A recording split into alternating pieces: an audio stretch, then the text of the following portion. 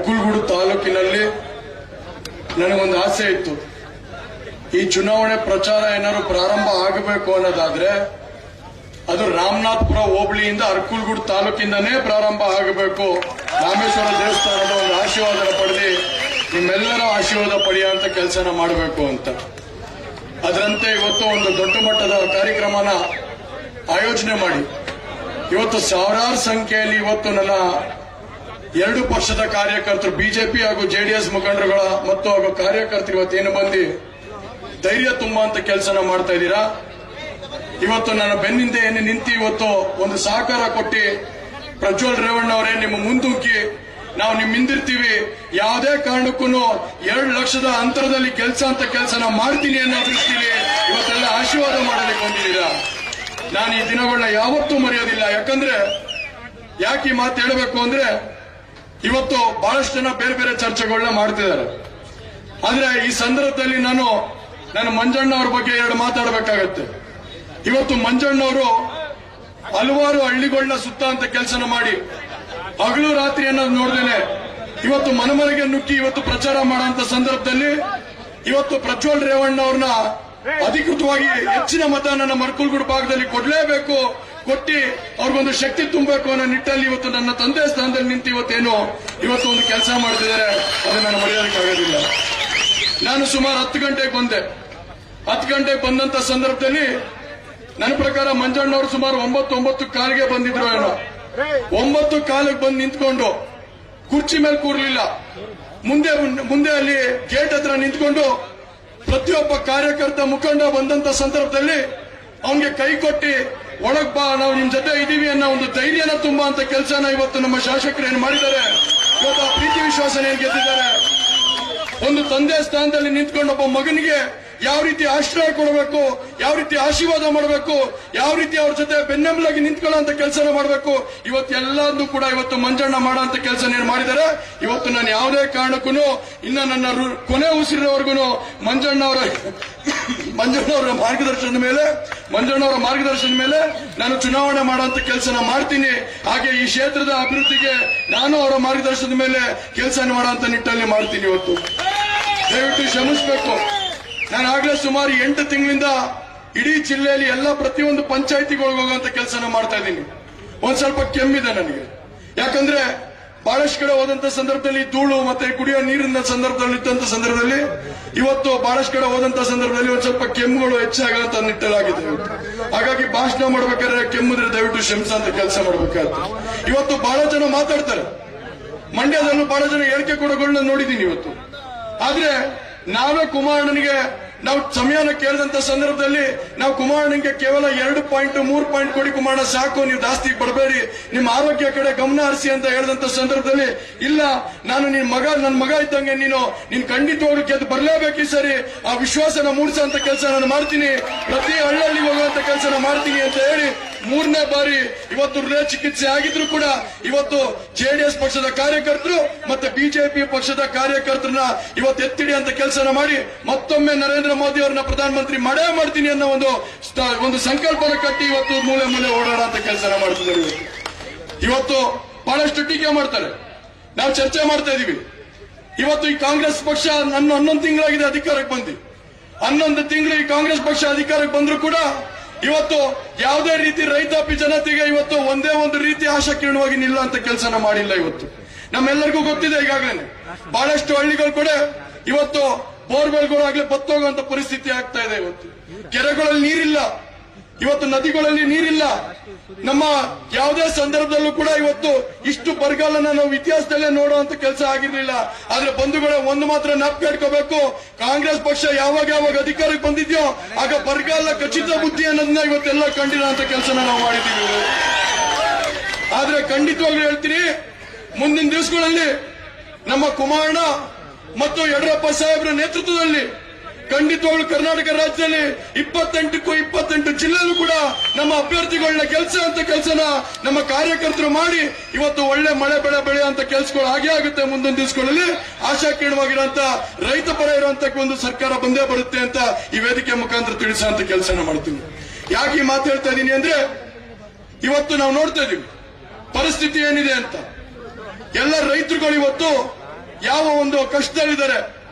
ಒಂದ್ ಕಡೆ ಟಿಸಿ ಸಿಗ್ತಾ ಇಲ್ಲ, ಒಂದ್ ಕಡೆ ನೀರಿಲ್ಲ, ಸರಿಯಾದ ಸಂದರ್ಭದಲ್ಲಿ ಕರೆಂಟ್ ಕೊಡ್ತಾ ಇಲ್ಲ, ಬೆಳೆದಿರೋ ಬೆಳೆಗಳಿಗೆ ಇವತ್ತು ಸರಿಯಾದ ರೇಟ್ ಸಿಗ್ತಾ ಇಲ್ಲ. ಇವತ್ತು ಹೇಳ್ತಾರೆ ಉಚಿತ ಉಚಿತ ಅಂತ.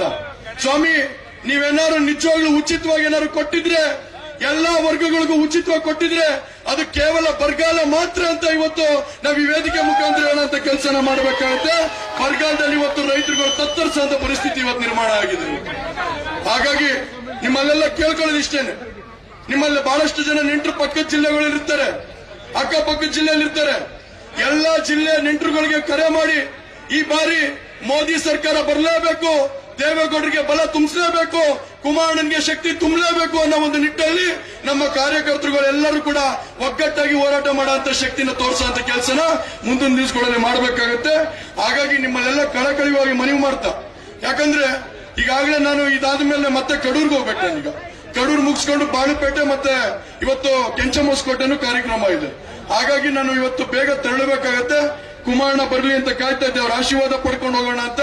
ಕುಮಾರಣ್ಣನ ಆಶೀರ್ವಾದದ ಮೇಲೆ, ಮಂಜಣ್ಣ ಅವರ ಆಶೀರ್ವಾದದ ಮೇಲೆ, ರೇವಣ್ಣ ಸಾಹೇಬರು, ವಿಶ್ವನಾಥ್ ಅಣ್ಣವರು ಹಾಗೂ ನಮ್ಮ ಎಲ್ಲ ಬಿಜೆಪಿ ಹಾಗೂ ಜೆಡಿಎಸ್ ಮುಖಂಡರುಗಳು ಮತ್ತೆ ನನ್ನ ಪ್ರೀತಿಯ ಇವತ್ತು ಅರ್ಕಲ್ಗೂಡು ಜನ ಇವತ್ತೇನು ಸುಮಾರು 10,000ಕ್ಕಿಂತ ಹೆಚ್ಚಿನ ಜನ, ಇವತ್ತು 15,000 ಜನ ಹೆಚ್ಚಿನ ಜನಸಂಖ್ಯೆಯಲ್ಲಿ ಇವತ್ತು ಬೆಂಬಲನ ಸೂಚಿಸಕ್ಕೆ, ಒಬ್ಬ ಪ್ರಜ್ವಲ್ ರೇವಣ್ಣಗೆ ಆಶೀರ್ವಾದ ಮಾಡೋದಕ್ಕೆ ನನ್ನ ತಂದೆ ತಾಯಿಂದಿರು ಬಂದಿರಾ. ನಿಮ್ಮೆಲ್ಲರ ಆಶೀರ್ವಾದ, ಪ್ರೀತಿ, ವಿಶ್ವಾಸ ಇದೇ ತರ ಇರಲಿ. ನಾನೇನಾದ್ರು ಸಣ್ಣ ಪುಟ್ಟ ತಪ್ಪುಗಳು ಮಾಡಿದ್ರೆ ದಯವಿಟ್ಟು ಅರ್ಕಲ್ಗೂಡು ಜನ ದಯವಿಟ್ಟು ಕ್ಷಮಿಸುವಂತ ಶಕ್ತಿ ನಿಮ್ಮಲ್ಲಿದೆ. ನೀವೆಲ್ಲರೂ ಕ್ಷಮಿಸಿ ಅಂತ ಹೇಳಿ ಕೈ ಮುಗಿತಾ ನಿಮ್ಮೆಲ್ಲರ ಹೋರಾಟ ಇದೇ ತರ ಇರಲಿ ಅಂತ ಹೇಳಿ ನಾನು ಅದಕ್ಕಿಂತ ಮುಖ್ಯವಾಗಿ ನೊಂದು ಮಾತು ಹೇಳಬೇಕಾಗತ್ತೆ. ಮೊನ್ನೆ ಒಂದು ವಿಡಿಯೋ ನೋಡ್ತಿದ್ದೆ, ಯಾಕಂದ್ರೆ ಕುಮಾರಣ್ಣನ ಗಮನಕ್ಕೆ ತರಬೇಕಾಗತ್ತೆ. ನಾವು ಮೊನ್ನೆ ಒಂದು ವಿಡಿಯೋ ನೋಡುವಂತ ಸಂದರ್ಭದಲ್ಲಿ ಇವತ್ತು ಬಿಜೆಪಿ ಮತ್ತೆ ಜೆಡಿಎಸ್ನ ಕಾರ್ಯಕರ್ತರುಗಳು ಬಿಸಿಲು ಹಗಲು ನೋಡ್ದೇನೆ ಇವತ್ತು ಬೀದಿಲಿ ಹೋಗಿ ಇವತ್ತು ನಮ್ಮ ಪರಗಳ ಎಲ್ಲಾ ಪಕ್ಷದ ಎಲ್ಲಾ ಒಂದು ಏನು 28 ಜಿಲ್ಲೆಯಲ್ಲೂ ಕೂಡ ಇವತ್ತು 28 ಕ್ಷೇತ್ರದಲ್ಲೂ ಅಭ್ಯರ್ಥಿಗಳನ್ನ ಗೆಲ್ಲಿಸಬೇಕು ಅನ್ನೋ ನಿಟ್ಟಲ್ಲಿ ಇವತ್ತು ಮನೆಗೆ ತೆರಳಿ ಮತಯಾಚನೆ ಮಾಡ್ತಿರೋದು ನೋಡಿದ್ರೆ ಇವತ್ತು ನನಗೊಂದು ಭರವಸೆ ಮೂಡ್ತಾ ಇದೆ.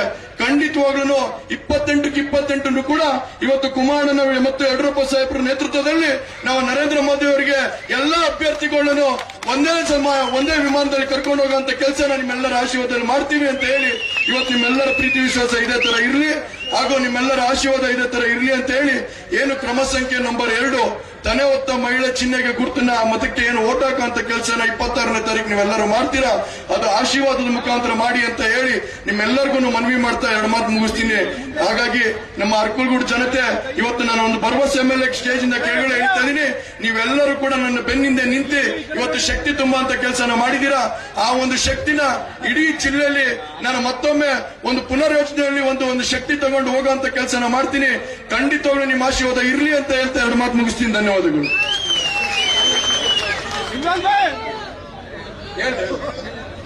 ಬಿಜೆಪಿ ಮತ್ತು ಜೆಡಿಎಸ್ ಮೈತ್ರಿ, ಆದ್ರೆ ಚಿಹ್ನೆ ಗುರ್ತು ಮಾತ್ರ ಧನವತ್ತ ಮಹಿಳೆ ಗುರ್ತು. ಯಾಕಂದ್ರೆ 2 ಕೊಡೋದಕ್ಕಾಗೋದಿಲ್ಲ. ಯಾರೋ ಒಬ್ರು ಕರೆ ಮಾಡಿದ್ರು ನನಗೆ ನಿನ್ನೆ, ಸರ್ 2 ಚಿಹ್ನೆ ಇರ್ತದ ಅಂತ. 2 ಚಿಹ್ನೆ ಇರೋದಿಲ್ಲ, ಒಂದೇ ಚಿಹ್ನೆ, ಅದು ಧನವತ್ತ ಮಹಿಳೆ ಚಿಹ್ನೆ. ಆದ್ರೆ ಬಿಜೆಪಿ ಅವರು ಕೂಡ ಮತ ಹಾಕಬೇಕಾದ್ರೆ ಅದು ಮೋದಿಗೆ ಹೋಗುತ್ತೆ ಅನ್ನೋ ಒಂದು ಮತನ ಮೋದಿಗೆ ಹೋಗುತ್ತೆ ಅನ್ನೋದನ್ನ ಈ ಸ್ಪಷ್ಟನೆ ಮಾಡ್ತೀನಿ. ಜೆಡಿಎಸ್ ಅವರು ಮತ ಹಾಕಬೇಕಾದ್ರೆ ಅದು ಕುಮಾರಣ್ಣಗೆ ದೇವೇಗೌಡರಿಗೆ ಹೋಗುತ್ತೆ ಅನ್ನೋ ಒಂದು ಸ್ಪಷ್ಟನೆ ಮಾಡ್ತೀನಿ. ಒಂದು ಕಡೆ ನಮ್ಗೆ ಮೊದಲು ಒಂದು ಆನೆ ಬಲ ಇತ್ತು, ಏನು ಜೆಡಿಎಸ್ನ ನಮ್ಮ ಮುಖಂಡರ ಕಾರ್ಯಕರ್ತರ ಆನೆ ಬಲ ಇತ್ತು. ಅದಾದ್ಮೇಲೆ ವಿಧಾನಸಭಾ ಕ್ಷೇತ್ರದಲ್ಲಿ 2 ಆನೆ ಬಲ ಬಂತು. ಒಂದು ಜೆಡಿಎಸ್ ಪಕ್ಷದ ಕಾರ್ಯಕರ್ತರ ಮುಖಂಡರು ಹಾಗೂ ಮಂಜಣ್ಣ ಅವರ ಒಂದು ಆನೆ ಬಲ ಬಂತು. ಆದ್ರೆ ಈಗ 3 ಆನೆ ಬಲ ಬಂದಿದೆ. ಬಿಜೆಪಿಯ ಕಾರ್ಯಕರ್ತರ ಮುಖಂಡರುಗಳು ಜೊತೆಗೆ ಮಂಜಣ್ಣ ಅವರ ಕಾರ್ಯಕರ್ತರ ಮುಖಂಡರುಗಳು ಹಾಗೂ ಜೆಡಿಎಸ್ ಪಕ್ಷದ ಕಾರ್ಯಕರ್ತರ ಮುಖಂಡರುಗಳು 3 ಆನೆ ಬಲ ಬಂದಿರೋದ್ರಿಂದ ಮಂಜಣ್ಣ ಅವರು ಅವತ್ತೇ ಹೇಳಿದ್ರು 1 ಲಕ್ಷಕ್ಕೂ ಅಧಿಕ ಮತನ ನಾನು ಪ್ರಜ್ವಲ್ ರೇವಣ್ಣಗೆ ಕೊಡಿಸುವಂತ ಕೆಲಸನ ಮಾಡ್ತೀನಿ. ನಮ್ಮ ಕಾರ್ಯಕರ್ತರು ಸಂಕಲ್ಪನೆ ಮಾಡಿದ್ದಾರೆ ಅನ್ನೋ ಒಂದು ಮಾತನ್ನ ಹೇಳಿದ್ರು. ನಿಮ್ಮೆಲ್ಲರ ವಿಶ್ವಾಸ ಇದೇ ತರ ಇರಲಿ ಅಂತ 2 ಮಾತಾಡಿ ಮುಗಿಸ್ತೀನಿ. ಧನ್ಯವಾದಗಳು. ಕ್ರಮ ಸಂಖ್ಯೆ 2ಕ್ಕೆ ಮತ ಹಾಕುವುದರ ಮುಖೇನ ನಾನು ಜಯಶೀಲನಾಗಿ ಮಾಡಬೇಕು ಅಂತ ಮತ ಯಾಚಿಸಿದಂತ ಪ್ರಜ್ವಲ್ ರೇವಣ್ಣ ಸಾಹೇಬರಿಗೆ ಧನ್ಯವಾದಗಳು. ದಯವಿಟ್ಟು ಇವತ್ತೊಂದು ಪ್ರತಿಜ್ಞೆಯನ್ನು ಮಾಡೋಣ ಬಂಧುಗಳೇ. ಎಲ್ಲ ಕೈ ಎತ್ತುವುದರ ಮೂಲಕ ಮೇಲೆ ಕೈ ಎತ್ತಿ ದಯವಿಟ್ಟು ನಾವು ಬೆಂಬಲವನ್ನ ಸೂಚಿಸ್ತಾ ಇದೀವಿ. ಅರಕಲಗೂಡಿನ ಸಮಸ್ತ ಜೆಡಿಎಸ್ ಮತ್ತು ಬಿಜೆಪಿ ಕಾರ್ಯಕರ್ತ ಬಂಧುಗಳು ಕೈ ಎತ್ತುವುದರ ಮುಖೇನ ನಿಮಗೆ ಬೆಂಬಲವನ್ನ ಕೊಟ್ಟಿದ್ದೀವಿ ಅಂತ ಎಲ್ಲ ಕಾರ್ಯಕರ್ತ ಬಂಧುಗಳಿಗೆ ಧನ್ಯವಾದಗಳನ್ನ ಸೂಚಿಸ್ತಾ ಈಗ ನಮ್ಮ ಶಾಸಕರಿಂದ ಬೀಳ್ಕೊಡುಗೆಯನ್ನ ವಿಶ್ವನಾಥ್ ಸಾಹೇಬರಿಗೆ ಕೊಡ್ತಾ ಇದ್ದಾರೆ. ಅವರಿಗೆ ಎಲ್ಲ ಜೋರಾದ ಚಪ್ಪಾಳೆಯೊಂದಿಗೆ ಕಾರ್ಯಕ್ರಮದ ನಿಮಿತ್ತ ಅವರು ತೆರಳುತ್ತಾ ಇದ್ದಾರೆ. ಜೋರಾದ ಚಪ್ಪಾಳೆಯೊಂದಿಗೆ ಬೀಳ್ಕೊಡುಗೆಯನ್ನು ಕೊಡೋಣ ಬಂಧುಗಳೇ. ಕಾರ್ಯಕ್ರಮ ಮುಂದುವರೆದಂತೆ ನಮ್ಮ ಹಾಸನದ ಅಭಿವೃದ್ಧಿ ಅಧಿಕಾರರು, ಮಾಜಿ ಸಚಿವರು ಆದಂತ, ಹಾಗೆ ನಮ್ಮ NDA ಅಭ್ಯರ್ಥಿಯಾದಂತ ಪ್ರಜ್ವಲ್ ಸಾಹೇಬ್ರಿಗೂ ಕೂಡ ನಮ್ಮ ಕ್ಷೇತ್ರದ ಜನಪ್ರಿಯ ಶಾಸಕರಿಂದ ಒಂದು ಸನ್ಮಾನ, ಒಂದು ಗೌರವ ಸಮರ್ಪಣೆ. ದಯಮಾಡಿ ರೇವಣ್ಣ